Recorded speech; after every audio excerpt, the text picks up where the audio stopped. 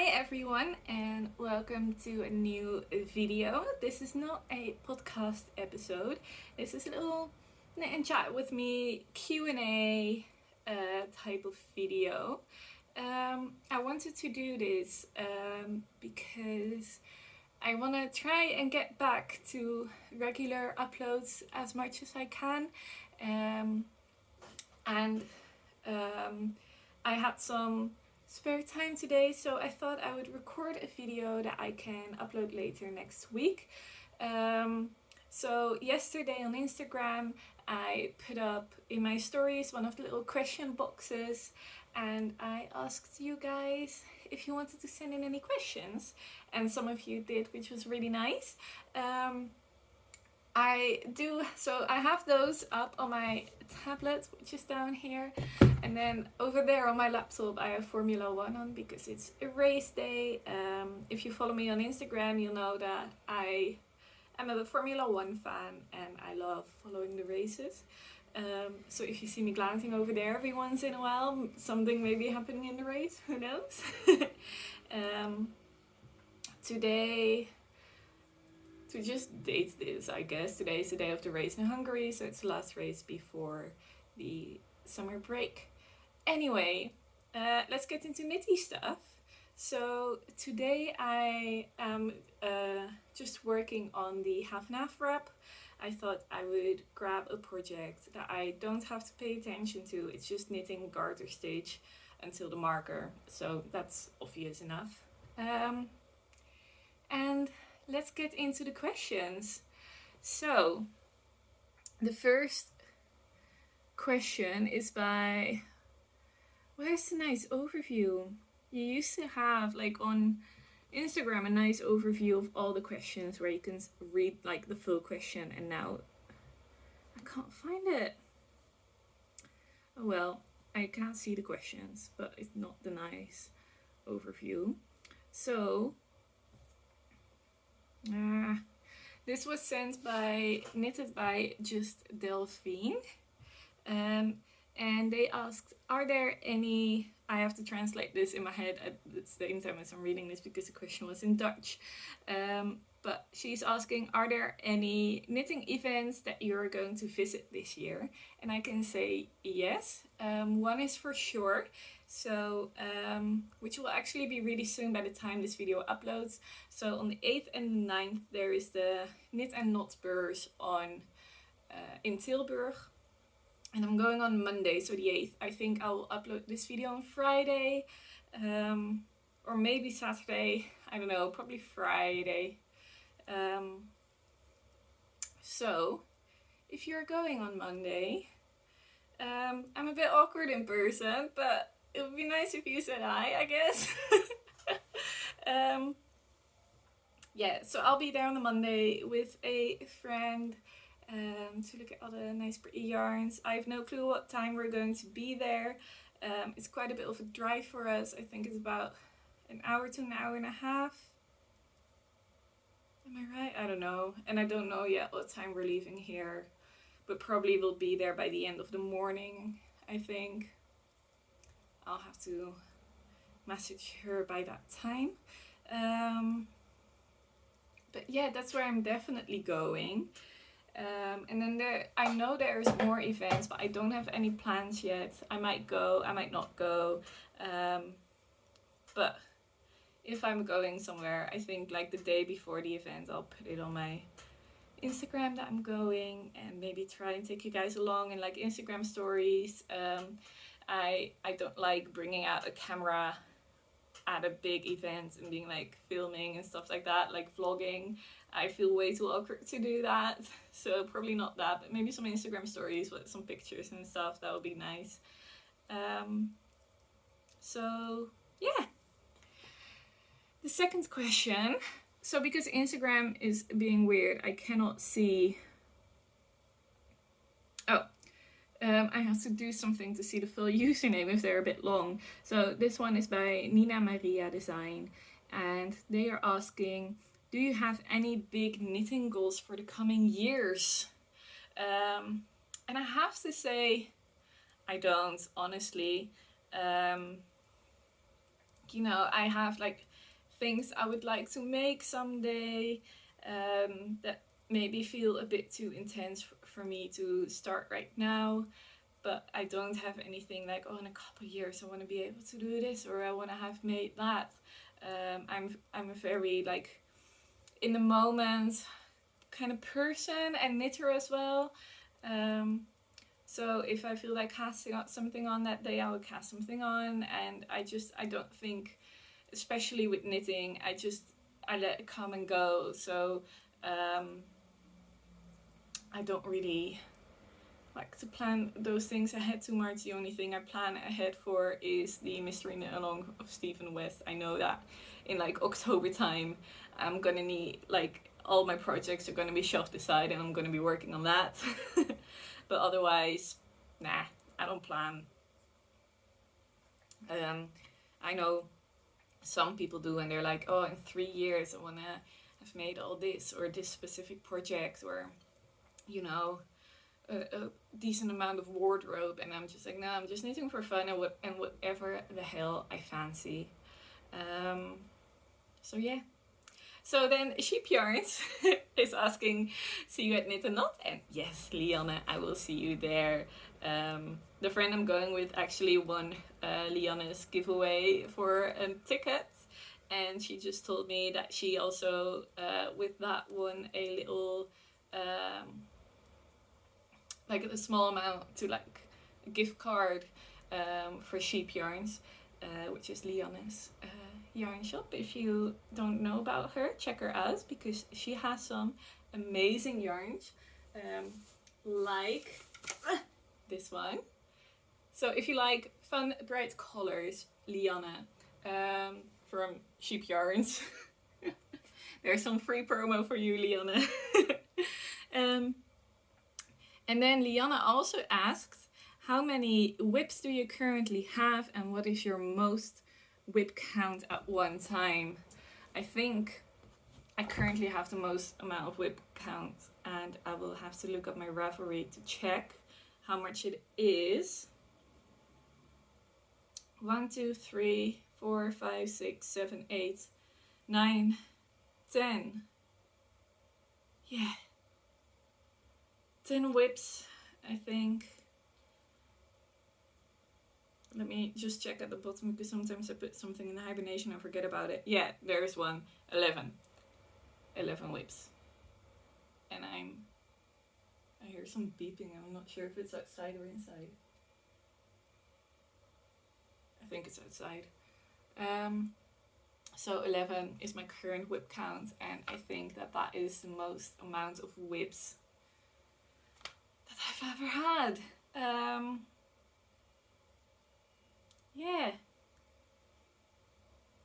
I only have 2 more questions left. You guys didn't leave it that many. But Elfin, yeah, how many whips do you currently have, and what was your most amount of whips at one time? So both, the answer is 11. And then Elfin Stare asked, again, one I have to translate as I'm reading it. If you could only make one more pattern, I think for forever, which one would that be, and why? Oh my god, that's a tough question. I think I would go for the ranunculus, because are you allowed to like put modifications on the pattern? I'm going to say you can put modifications on the pattern. So I like the ranunculus because you can make a heatwave version, a spring version, and a really cold winter version, because you can use so many different yarn gauges, and it's just so nice and so lovely. And I have like all 3 of these versions, and I love them all, and I wear them all the equal amount in their like their season. So the guys are just getting in the cars now.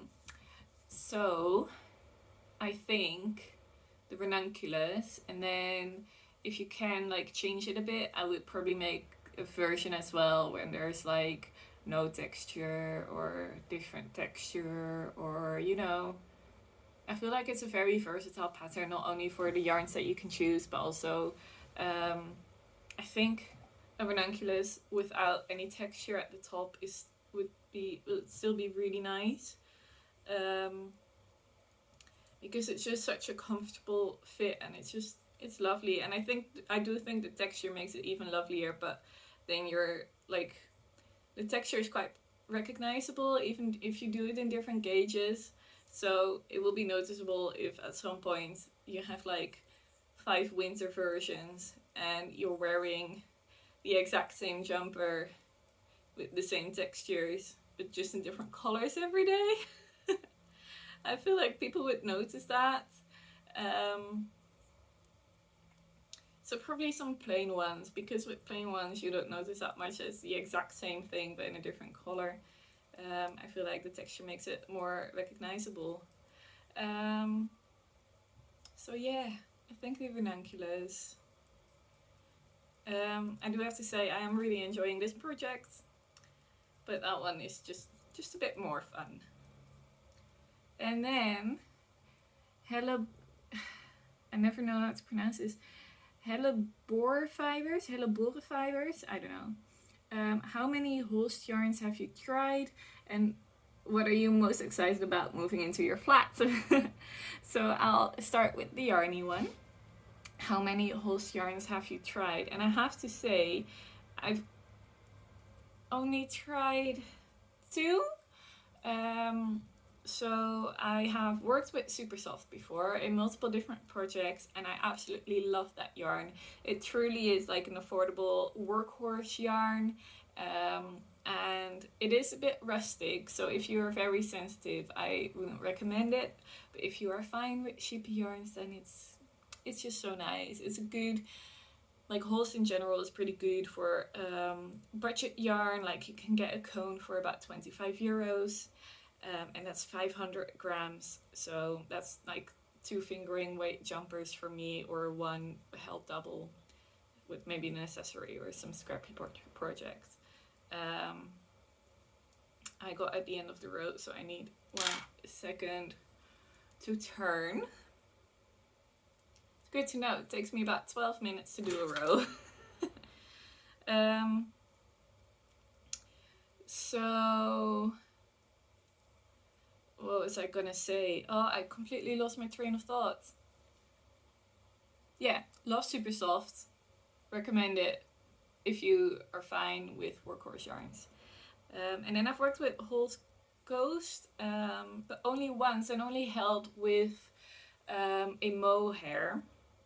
And then that combination, it's so super soft, and I love it. So Holst Super Soft is a merino and Shetland blend, and then Holst Coast is a blend of cotton and wool, and I'm not sure exactly what wool, maybe the same blend of merino and Shetland, I don't know,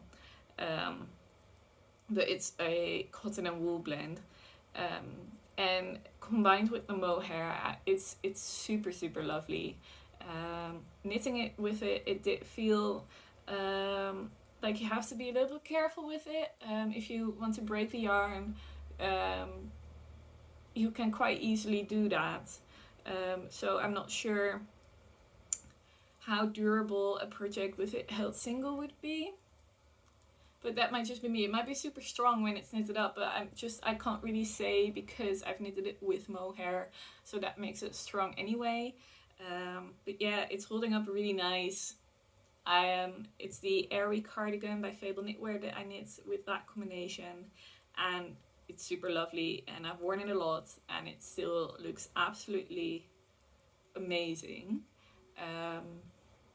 And then I do have 2 cones of Holst Tights, which is wool and silk, but I haven't knitted with it yet.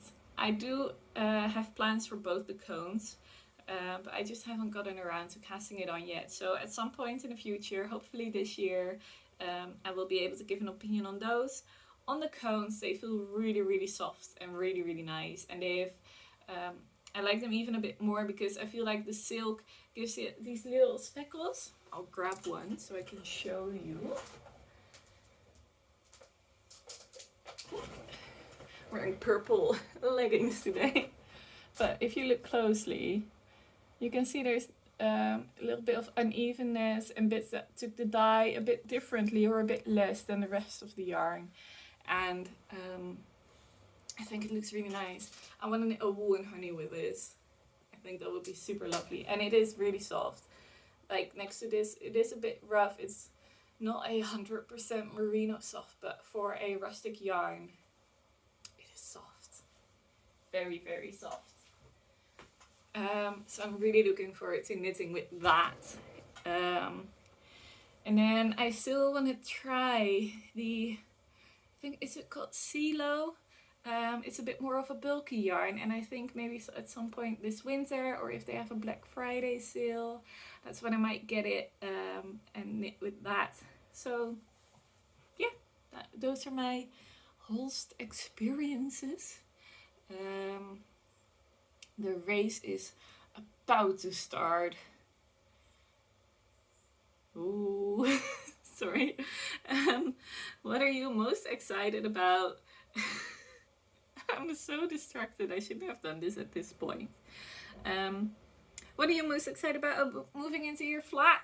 So if you haven't seen my last video or my Instagram, I am going to be moving soon. I don't know when yet.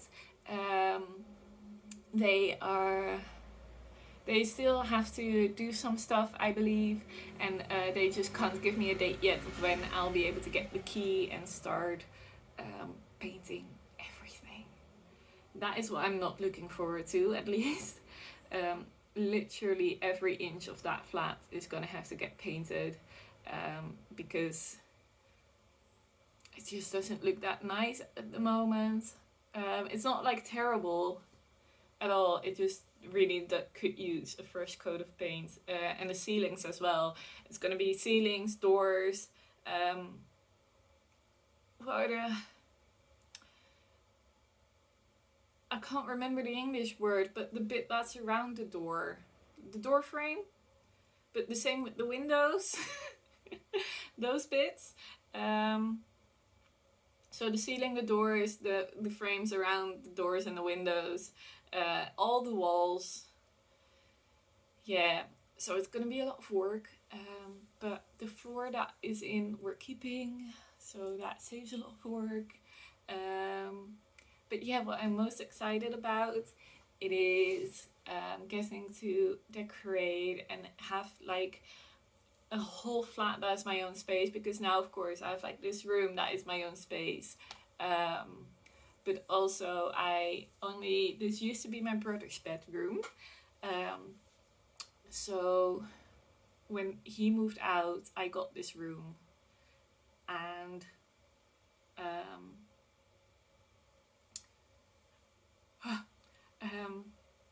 we knew that it was only going to be temporary because I've been wanting to move out for a while.